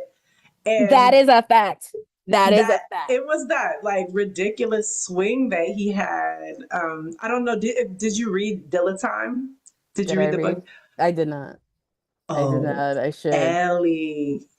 I got Oh, to. I know as a mom of a young child under the age of like 5, it's probably not a lot of downtime to just sit and read Yeah, a no, book, but I but want to. you can get it on Audible. I don't really fuck with Amazon, but I know for sure you can get it on Audible and listen to it. Hmm. It is, it is, that book is so good. And especially for you as a producer, oh my That's God. I have to add that to the list I for sure. highly recommend, but they talk about in the book, Dan, um, I don't know if you pronounce his name Carnas or Charnas, but him, the author, Dan C, we'll call him Dan C so I don't just mess his whole name Hmm. up.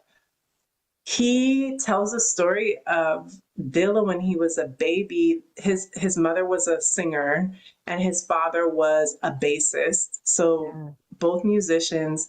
And there were two things that stood out to me. One is that as a baby, his dad, when his dad would hold him, he would play, like hold him and like kind of like doom doom doom doom, like Yeah. play like on his stomach, like he was playing the strings of a bass and kind of like sound out the notes, right? The other thing is that apparently as soon as he had like a very like physical, like somatic response whenever they would play music, Yeah. like in the crib, he would like just be vibing. And as soon as he was able to crawl, that was where he always went. He went straight to the record player and would like crawl up and anyway, That's so awesome. it just what you said and even what you talked about like seeing colors when you heard music before you could read just like really reminds me of that and like why it is that certain people may gravitate more towards the sounds or the music versus the lyrics. Like I know for me, I see the lyrics in my head, I see the Yeah. writing, and also I'm someone who I love the beat and the production, but like you know how like you can kind of zoom in on one part and then zoom, even as a producer, Yes. like when you're making a beat, you're like locked in on one instrument and then you Hmm. like kind of have to zoom out to listen to it as a whole piece and then you can zoom in. Yes. So, well, for me, like when I'm listening, if there are lyrics, that's kind of how my brain works. It's like That's tunnel vision on the awesome. lyrics. But it wasn't until very like, I don't know, maybe my 20s that I realized like, oh, not everybody, a lot of my friends would, especially the beat makers would be like, I don't even hear the lyrics. Like, I don't even know what the fuck they talking about. That's what's crazy is that like that's a trait that I wish that I could like. I wouldn't say that I have like a speech problem, but when I talk, like say if I'm trying to rap something for some reason, like no matter what, it never fails. I always jumble the words so like it doesn't like say if it was like seashell, it would be like she sell. But Yeah, I'm yeah, trying to yeah. say, see, it always, no matter what, it's always when I'm trying to like. So I can write, okay, but me verbally, like the way that you do it, like with such like precision on like the timing. I don't know how you guys do it. That's it's just funny how we're all like one big group, but the brains are working differently. Like everyone is different. So like there's some skills that like I think like are innate, and there's just some skills that I just have to like just be okay with not really perfecting to that extent because I don't have that like brain like I don't know how to explain it. You do it beautifully. I've heard Oh, you rap. No, I'm just saying, like I love your lyrics. I love the way that you flow. well, thank you. And also, I feel like we just do what brings us joy and pleasure, right? Because it's like you could perfect anything if you really wanted to perfect that, but it's like, is that the thing that brings you pleasure? Is that what lights up your brain? Is that what lights up your body? Like, what makes your heart sing? That's what we should be focusing on. Mm-hmm. So, but yeah, it is true. Like, all of our brains work hella differently. I think about that where like some people don't need hella vocal lessons to like have a perception of pitch, like to be able to like Mm-hmm. sing in the middle of the note. Me, child, I know I'm gonna get it. I know I'm gonna get it, but like, some people just have that Takes a minute. ear, that like, Yeah, that sense. So everybody has their different. they do. hmm They I've been, do. I was gonna say I've been speaking a lot lately about the price of our genius. The emotional, spiritual, and economic cost of being, you know, um, women of the African diaspora, Black and brown women in Mm-hmm. this culture and creating something sacred inside of an extractive society, inside of an extractive industry. Mm-hmm. And I created this print right here as, wait a minute, do I hear somebody's voice? Yeah, he's chilling, trying to open the 404 case. He's not getting to Oh, it. you're Yeah, like, I got it locked. right. um, this was like a way for my community to collect my work directly because I really didn't want to keep uploading things to Spotify and finding out, oh, okay, like I'm only getting a fraction of a penny, but also all of the profit is going towards like things that really I don't align with. Um, and this was also a way to like fund, my creativity, but other Black women's creativity, to honor our labor and shift the way that art is valued. When you think about your journey, your beats, your healing, your motherhood, your craft, what does valuing your genius look like right now? Hmm. Valuing my genius right now. Honestly, it would be continuing what I'm doing. Like I feel like there's so many reasons not to do what we do because Mm, society tells us that it's a waste of time, that it's just not worth it. I think us doing what society was telling us, like, no, it's not worth it. Like, don't like what are you doing? You need to be, working a white collar job. Hold on 1 second. Kid, you're I'm trying to fine. have a serious conversation. What are you doing? Sorry about that. You're No. good. Yeah. Like, This is so real life. it is real life. I can't like he's especially he's at an age now where he just wants to be all up in my grill and I accept it. Okay. Like don't get me wrong, but there are times where I'm like, yo, you gotta leave mommy alone. Gotta leave mommy alone. Like there are times where as soon as I open, like I have like a little MIDI keyboard. As soon as I pull it out, he's like, oh, I'm like, no, this is mine. I'm trying to make music. I'm trying to make money for you. Like, stop. he just thinks that everything is a toy. Like, because they do look like toys. They Samplers look like do. toys. The MIDIs look Yes. like toys. I get it. I get it. They have to make it look boring. Nah. We have to still have our toys as adults. That's true. You're right on that. So tell us about your genius. Like what does that mean or look like for you? Like I said, I have like, for example, I have the print. The print is $97. It has like $20 for Mm. shipping. On the back is a code. They swipe the code and they download the song. There's only 500 of them. After we sell out of that last one, I'm not going to reprint them. There's only 20 of each color. Um, Mm. with my album capsule, there's only 460 something left, or so there's a That's small amount, beautiful. right? But So, okay, so honoring my genius would be something that I have to still work on to that extent. I am still, and this is something that like next year will be much different. I am now just recognizing my worth.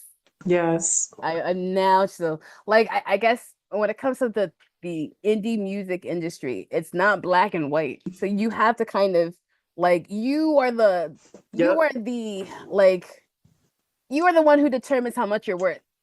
You are the one who determines how much you're worth. And that's what I had to like it's been taking a while for me to like understand that it's not like a typical job where you start working and they give you a set wage and this is what you work for. It's not like that. Like it's mm-hmm, I have to kind of be the master of my own. So I'm still working on that, to be completely honest. So like when it comes to things like of monetary value, the thing that I have right now is my Kofi account, which is like okay, it's better than or coffee, whatever. And that's been like I guess a definition of like my genius worth like that in that sense. I'm honoring my genius in that way because I'm not saying that like so with my Kofi you can find longer extensions of my reels and all that stuff, which is kind of like all right like yes, um so that's what that's my way of honoring my I guess genius right now. I would like to get into what you have done for sure because that's like amazing, but one step at a time for me for sure. Well, and it wasn't a way for me to be like, oh, I'm doing this dope shit. I do feel excited, but it's also like I'm 38. This shit took me hella long. Like it took me, years and years and years of doing shows for free and not even thinking twice. Like I never even considered getting paid. I just, especially as a woman, as a young Black woman, just to be invited was That's like what a I big felt deal for because a it's, while. Yes. I know, but I think that that's the thing that people don't understand is like there's so much gatekeeping that happens and how sexism and racism can play out for us that we just be like, I'm in the cipher, I'm in the room, I'm in the session, then to advocate for our worth when everyone has been taught to undervalue us. And then the other part that's challenging, right, is like, even like I think about, this album, Confessions of a Black Feminist Rapper Part 2, about trigger warning and about how like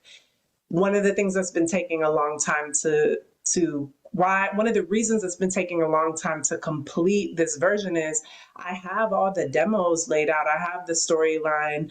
I know the sound I want, but I don't want to, and I want to collaborate with primarily female producers, music producers, beat makers, but I don't want to redo to other women what has been done to me, which is like, oh, well, this is an investment in you. Oh, well, like whatever, Yeah. all the ways that people justify exploitation. So it's like one of the things that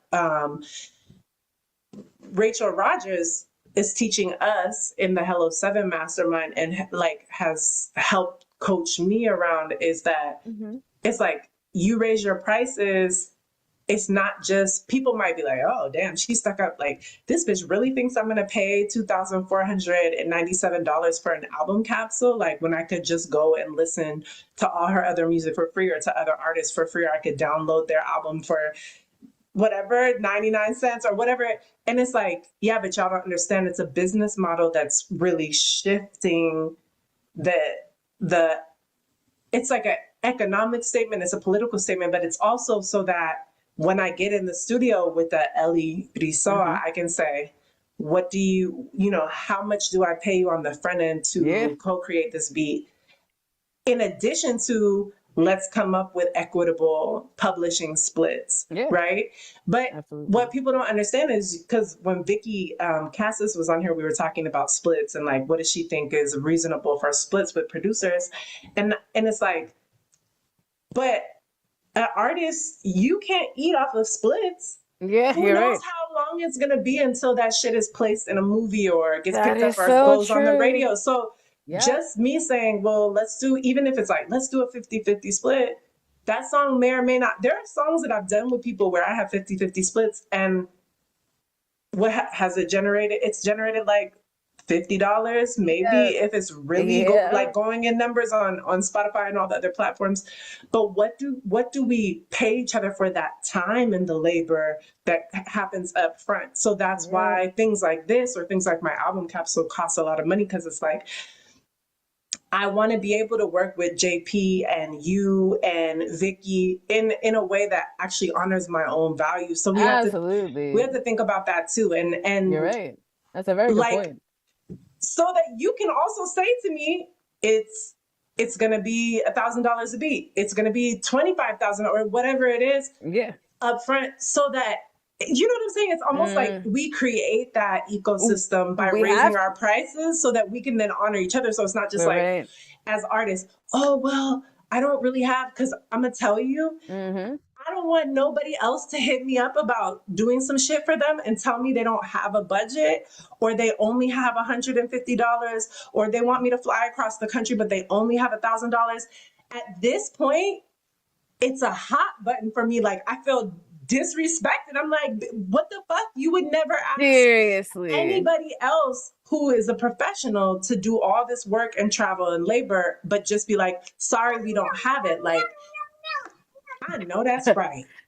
So anyway, I'm saying all that to say, for you, what does that look like with the Ko-fi or whatever it's called, this account that we're going to put in the YouTube description so people can put money in it? What would it actually cost to sustain the work that you do, so that you would have everything you need? Like, what's that number? That's something that I'll have to get back to you on for sure. I can't even think on that. You're going to estimate. We can do a follow-up interview next year. But so I would say, honestly, like, if people, so is it like $100,000? Is it like $250,000? Like, what is it? What's the number? Realistically, yes, I would say 300,000. I think that would be the number that I would be okay with sustaining. Say if it was, that would be something that I would like.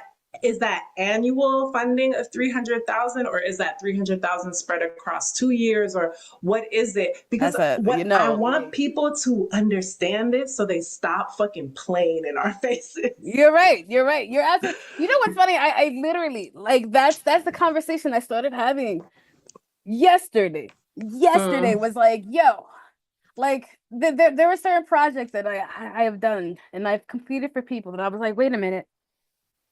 When some people heard it, they're like, you charged how much? And I'm like, So I've noticed that I've been messing myself up by I guess trying to go for the staying at the price that I started from the very beginning, right? And I haven't changed that, and that's been a problem, because it's like, yo, like I've improved in my quality, I've improved in my music, I've improved in that, and I think the pay has to reflect that. It has to reflect that. I'm not starting like I was 5 years ago. Like, shit changes.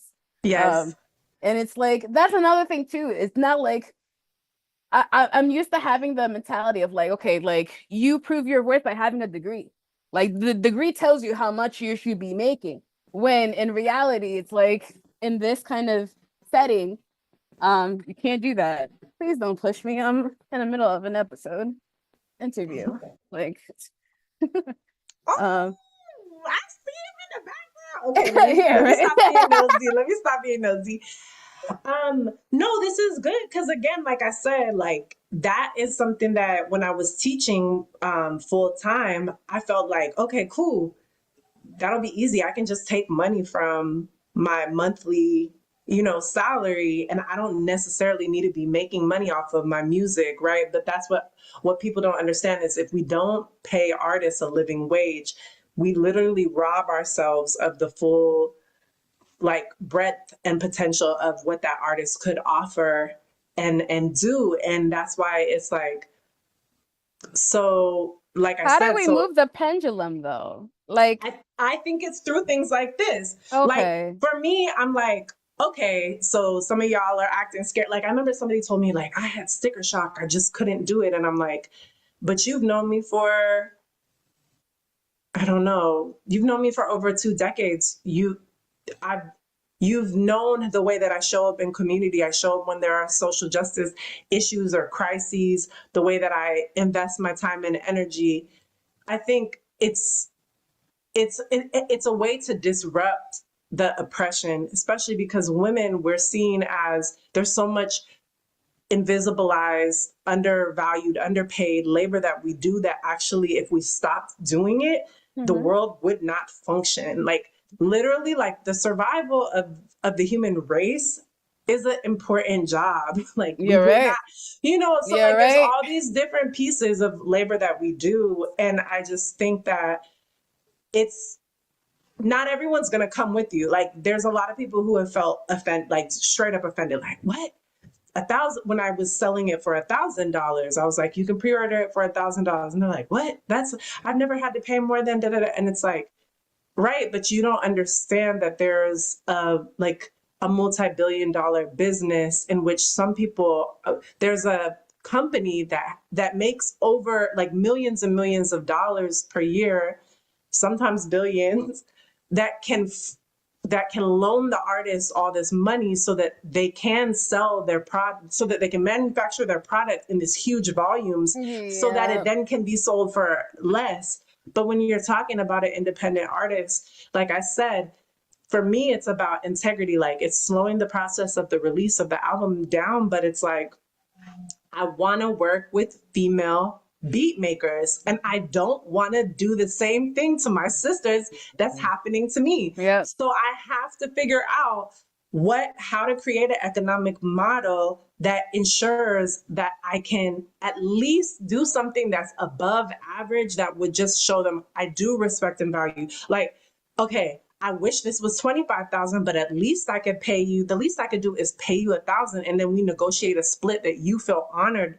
Yeah, absolutely. So That's a really good even, way of putting it. but even then, $1,000 ain't shit, because you have to think we're in New York. What is that? 30-40% tax, and then you have to think, okay, what was the cost of doing this labor, or what are what's the cost?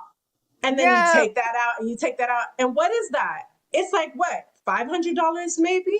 So we have to think about that. And it's like people will say that they don't have money, or they'll say, oh my God, that's extravagant, I had sticker shock, or whatever the case may be. But those same people spend money on things that absolutely they value. yeah. I'm not saying that it's not. If you want those red bottoms, or you want that whatever, that Beyonce ticket, get it. But people get it. Yeah. But the other thing is that there are people who buy pieces of art like this for thousands of dollars, sometimes millions of dollars. So why is it with musicians, we're like, I should get that for free? You're right. So for you, is it $300,000 a year? That's the kind of like, that's the life I want to live. Like that's the kind of, and that would sustain you so that you could just create your art and do deep dive. Absolutely. Like that's literally my intent, is to get to that point. And so we need to raise this Ko-fi.com account to a $300,000 goal. Yeah, I should. Right? I was trying to start small for the sake of, but it's not. You're right. You're right. Why you're not? Right. I don't know. That's you know what it is? Like, okay.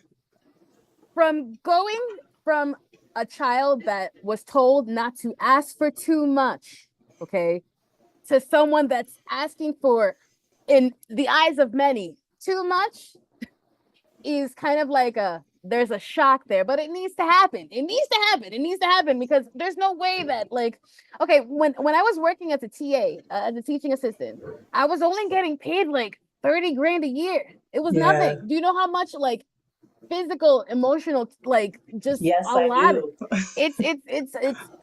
It's a lot. And then you think like, oh, it's payday. It's like that pay goes away in like a day or two. It's gone. Then you're Girl. worried about like the next paycheck, and it's always every 2 weeks. It's not once a week; it's every 2 weeks. So you got to sub it for another like 11 days. It's a lot, and I think that I don't know, like to have that mentality. It's hard to erase, but it needs to be done. What also doesn't help is the fact that like we live in a society where like what we're asking for is frowned upon. But it's like, Yes. why is it frowned upon? It's because we were not meant to ask for those things. But we are. It's 2025. We are colored women, and we're asking for $300,000. Let's go. Let's do it. Why not? Because I feel like here's the thing is like if we don't I remember J. Cole was talking about how he had some goal in his mind. I don't know if you've ever seen this interview. And it was like it seemed hella outlandish. I don't know if it was like 100,000 or a million something, but basically he was like, I remember he's like basically the idea of you have to be delusional when you set your goals. Yes. And you shouldn't really tell certain people because they're going to try to talk you out of it or make you feel like it's crazy or it's rude or it's arrogant or whatever it is. But then he said when he finally reached that goal, I can't remember the number, he was like, damn, I should have dreamed bigger. Because I thought that this was impossible. So if I had to set my sights higher, what would have happened? So to me, it's like, have I sold 1,000 albums for $1,000? No, but the process of actually the emotional process of having to say, this is what I'm worth, and having people have all types of responses is like, teaching me it's not personal. It's about whether or not someone values something and whether or not they have the resources to get it. And B, it's also like what I've learned through this process is I'm my biggest enemy, critic, competition, because I'm the one that's holding on to and repeating the limiting beliefs in my head. There's a whole community of people who would not even sneeze or blink at the capsule's 2,497. They're like, oh, dope. You're right. Done. You're right. Right. Like, and me being able to have a living wage in which I can also honor and respect and not extract and exploit the women and the artists that I work with actually is more than worthy of that, right? And is going to allow me to show up better in my craft instead of being like, yeah, maybe I should go back to whatever other work that isn't really my dream, that isn't my soul's purpose, that isn't in alignment, and ultimately doesn't really benefit the whole society, even though people are more comfortable seeing me take care of children or nanny babies or which I love, but it's also like, of course, as a Black woman, y'all are like, oh, that's so good that you're doing that, but y'all don't care about the way that we live in poverty and can't provide for our families. There you go. Yeah. You know? It's like how are those two realities supposed to coexist like that? Like, come on now. No, like seriously. So I'm gonna challenge you here on the podcast to raise it up to 300,000 and just see what happens and like what creative ways. I'm here for you, sis, for real. I appreciate that. You can tag me and I will repost it on my stories. I will hop up in the comments. Because I bet you it's like, even if everyone, it's like, what kind of formula would we have to calculate in order to be like, how many units or how many donations at what number would equal 300,000, and just invite people to invest at the level that they can and see what happens. I think it's a worthy project for you. And I'll keep that in mind. Like it's going to be, oh man, like I'm slowly, like for the longest, my I guess you could say my self-image was rather low. Right? Like my self-esteem was ridiculously low. I had, when it comes to worth, it wasn't until I gave birth to this little boy that I was able to see like what I was worth, I guess. So when it comes to things, even talking nicely to myself, that's a new thing. That was not the case 2 years ago. That was definitely not the case 2 years Ya ago. te entiendo. For Yeah, real. seriously. So I feel like it's a slow process, but it's for me. I feel like I guess not slowly easing into it, but for me, that's like the safest route that I like to take. But I know that sometimes, especially I'm nowadays, especially with the challenging music, you. you just gotta kind of. I'm challenging you. I'm challenging you not to take the safest route. Just change it and see what happens. Because, like, Yeah, what is going to hurt?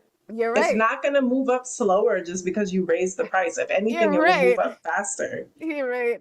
That is true. Like I'll definitely the business aspect of the indie world is going to be like, I'm not gonna say the main priority of my music next year, but that's going to be like a big staple. I feel like the past few Yes. years have just been exploration, maybe like creation of like, or just like trying to figure out what you can create. But now it's business. Now people are asking me for beats, people are asking me for this, people, okay, so now there has to be like a, I Yes. get it now. Like there was a lot of things that I was just so excited to do, so I would do it for free. Like and now it's different. Now things are different. Now it's like, okay, Yes. like I'm a little more established now, like in name, I guess. So I feel like and Instagram is a good portfolio of my work. So it's not like I'm just like Right. talking out of my ass. That was another thing too. It's not like you're going to an employer with a resume. It's like who like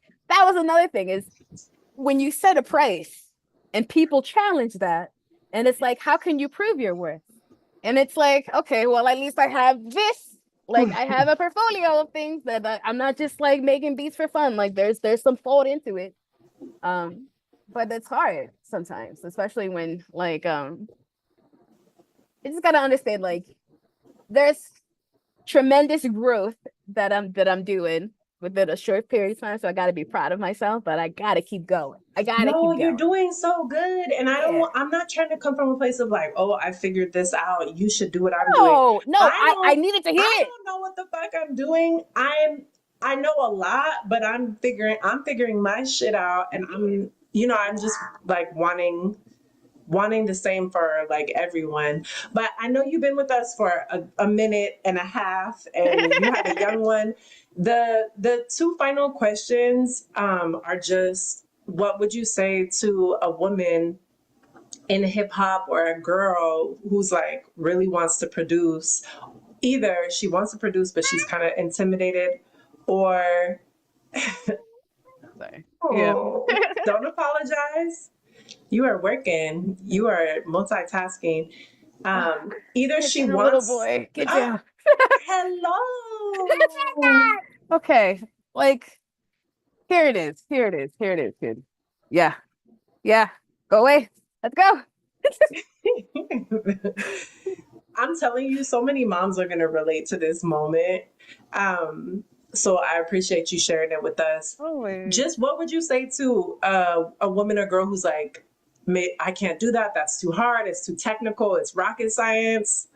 And what would you Mm. say to the one who's like, I need to get a real job because this is some bullshit? Mm-mm. If you honestly have in your gut feeling and you're wondering why you're gravitating towards the same thing over and over and over again, particularly things that don't pay, like say if it's, I don't know, painting, say if it's sewing, say if it's, there's a reason why your brain gravitates towards it. It's because you're meant to do it. You were meant to do it. You were meant to gravitate towards it. It's kind of like, so I feel like we have to stop thinking in the conventional way that we were taught how life should look like, especially for a woman of color, okay? Because we were always put in a box. No one has that box does not exist. It was someone that put it for us, okay? So that sense that we are wrapped like around, we don't need it. We don't need it. So I say for those who are looking forward to it, oh my God, little boy.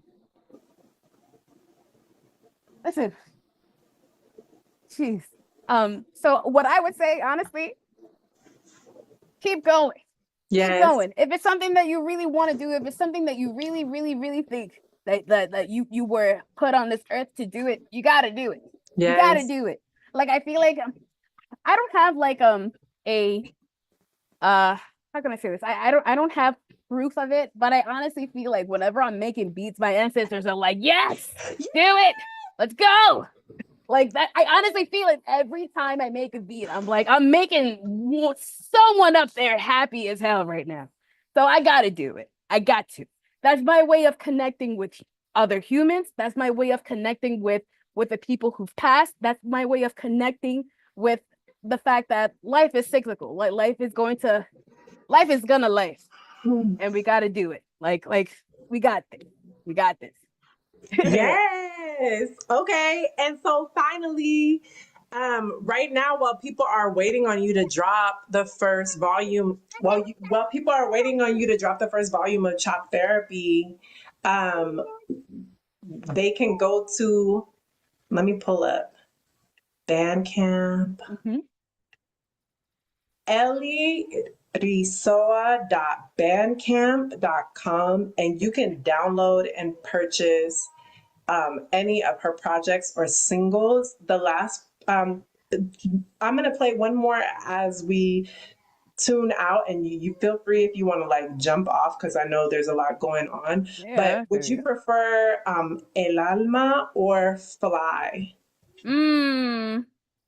I haven't heard El Ama for a while, so I'll choose that one. Okay, Yeah, beautiful. So, um, girl, I just want to say thank you for reminding us that hip hop is healing, that beats are medicine, that when women of color create, we create worlds. To everyone watching, invest, share, study this woman because this is what legacy looks like in real time. I appreciate you. Thank you so much for joining us Thank and you. for multitasking. Yeah, I hell yeah. appreciate you. I appreciate you. Thank you. Thank you for the Of time. course. Like I learned a lot. I learned a lot about empowerment. I learned a lot about worth. I learned a lot today. Thank you. It's honestly, I'm just so excited to have had this time. And this is El Alma by Ellie Rizoa. Thank you so much, Mama. Thank you. All right.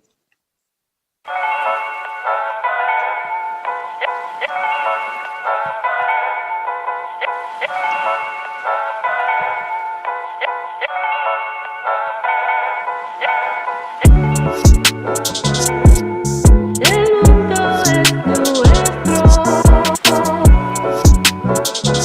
es nuestro. Si llevo en el alma, en el alma, en el alma, el alma, en el alma,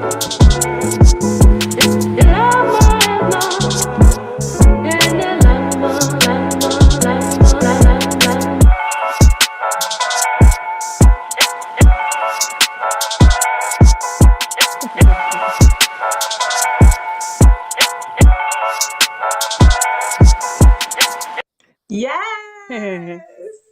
This has been another episode of the Women in Hip Hop Wednesdays podcast. I'm your host, Coco Peila. This was our lovely guest, Ellie Rizoa. You can find us here on youtube.com/at Coco Peila every single Wednesday at 12 Let's p.m. go. Eastern, 9 a.m. Pacific. And look, share it wide Let's and loud. go. Let's go. Thank you. Thank you so much.